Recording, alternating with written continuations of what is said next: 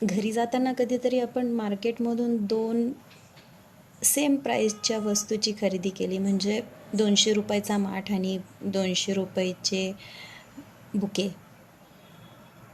आणि ते घरी घेऊन गेलो आणि घरी जाताच माठ जर फुटला तर आपल्याला फार दुःख होतं, फार वाईट वाटतं की यार वापरला पण नाही आणि तो फुटून गेला.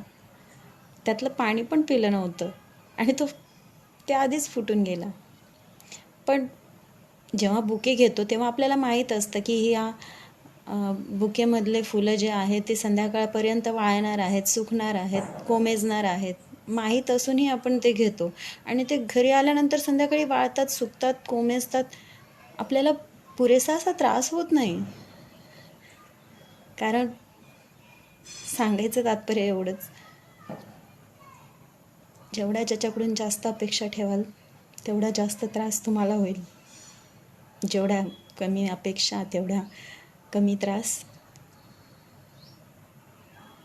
बरोबर आहे ना?